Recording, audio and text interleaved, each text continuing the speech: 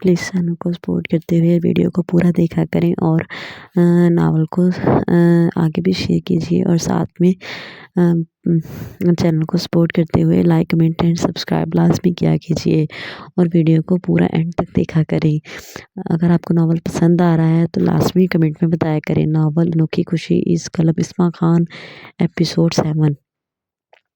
वो रहमान साहब से इसके कमरे की जलती लाइट और उनकी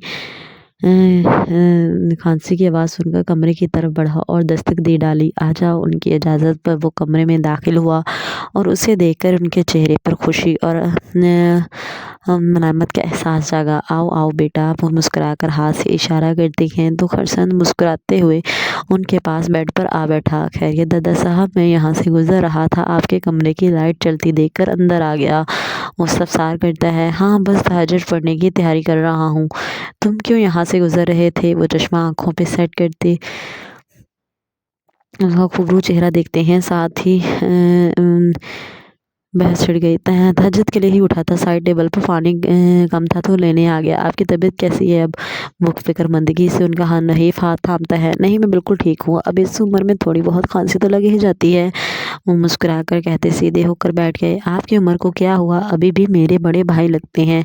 वो पुरमज़ा अंदाज में बोला तो वो हंसने लगे। बरखुरदार, अगर ऐसा है तो फिर शादी कर लो, क्योंकि मैं तो पोते पोतियों वाला हूँ और तुम अभी तक कंवारे बैठे हो। उन्होंने उसी के अंदाज में कहा।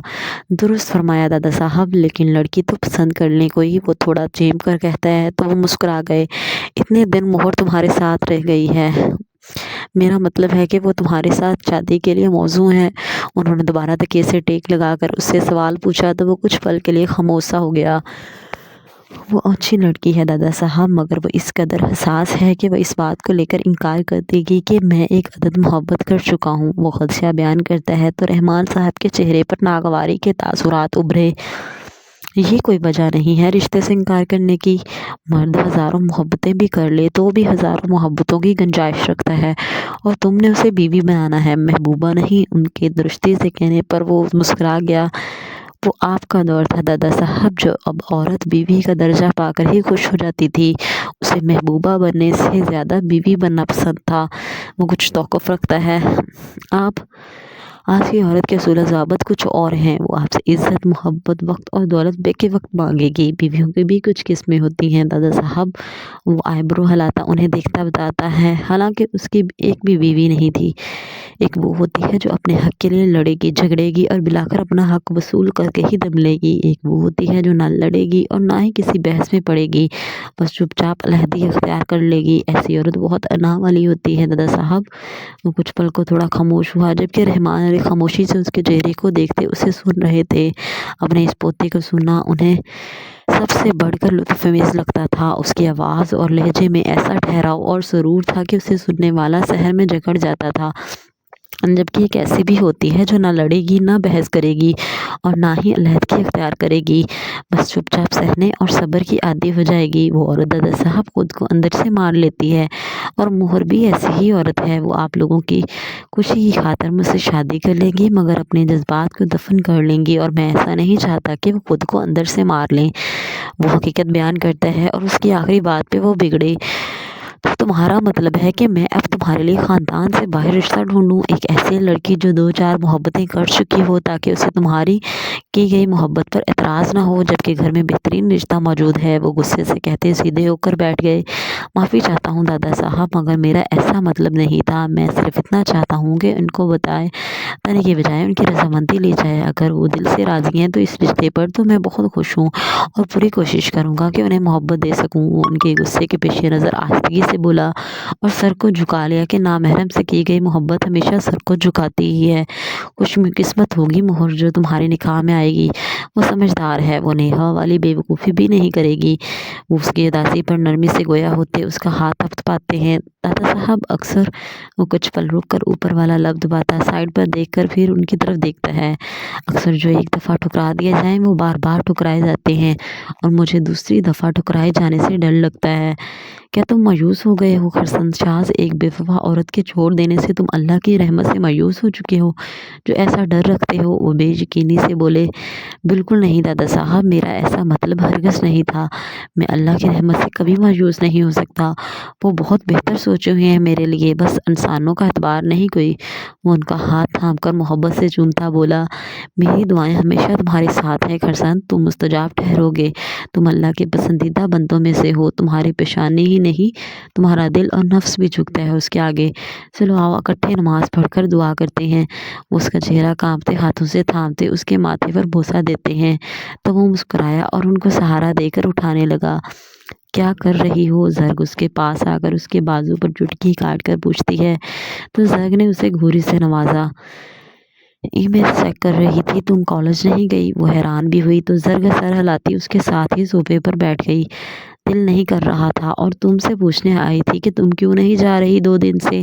اس کے سوال پر مہر لب کاٹ کر رہ گئی، بس یوں ہی۔ وہ لاپرواہ بنے کہ اس کا غصہ ابھی تک نہیں اترا تھا، وہ ابھی تک خود کو بے نیاز بنانے کی کوشش کر رہی تھی۔ کیا مطلب یوں ہی؟ ہر چیز کی کوئی نہ کوئی وجہ ضرور ہوتی ہے، سچ بتاؤ کہ کیوں نہیں جا رہی؟ وہ جواب طلب کرتی ہے تو مہر بیزاری سے ایک نظر اسے دیکھتی دوبارہ سے اپنے کام پہ مصروف ہو گئی۔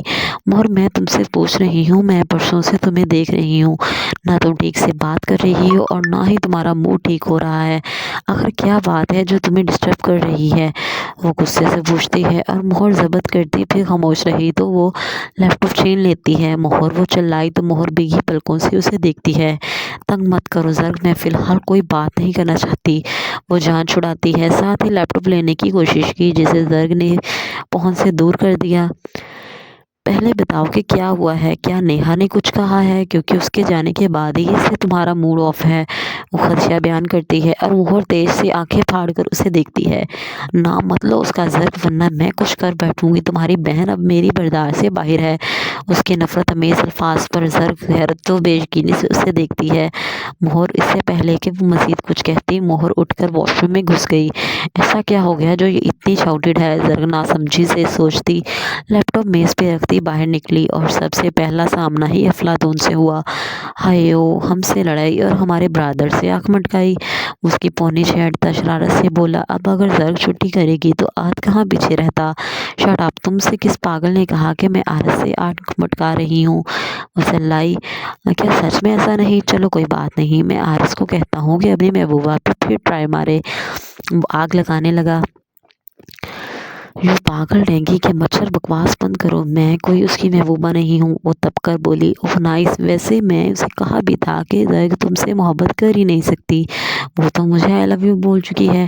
وہ معصومیت سے جھوٹ بولتا زرگ کے اصل معنوں میں چھکے چھڑا گیا، ایک نمبر کے جھوٹے انسان، میں کب تم سے یہ بولا؟ وہ چیخی، کیا؟ وہ حیران سا پوچھتا ہے، یہی آئی لو یو، وہ حیرانی سے روانی سے بولی اور آدھ ہنسنے لگا۔ چلو اب تو کیا بول دیا۔ اس کی چالاکی پر وہ دونوں دانتوں تلے لب دبا کر اسے گھورتی ہے، ویسے زرگ کتنا بدنصیب ہے میرا بھائی جو تم جیسی خون چوسنے والی اور گرگٹ کی جتنی لمبی زبان والی سے عشق کر بیٹھا ہے نا۔ اس کی طرف جھک کر اس کی رضامندی لیتا ہے اور وہ رکھ کے اس کے گال پر مکہ مارتی ہے۔ آہد کا منہ دوسری طرف لگا، اوئی ماں جلاد لڑکی، ٹھہرو ذرا۔ وہ آگے کو بھاگتی زرگ کے پیچھے لگا اور لاؤنج میں جا کر اس کو بالوں سے پکڑ کر گھما ڈالا۔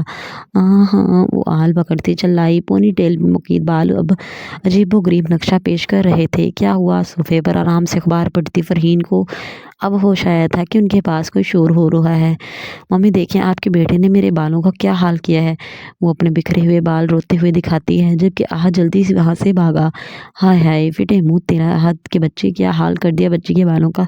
تم فکر نہیں کرو زرگ، اس کی بیوی آ جائے اس کے بالوں سے لیں گے سارے بدلے، اس کو گنجی کر دینا ہم نے۔ ان کی مستقبل کی شاندار پلاننگ پر وہ منہ کھولے ان کو دیکھتی پھر پاؤں پٹک کر وہاں سے نکل گئی۔ بہت جبران ساس بننا ہے میں نے، ہائے کتنے مزے آئیں گے ساس بن کے۔ فرحین اپنی بہو کے خیالوں میں کھو گئی۔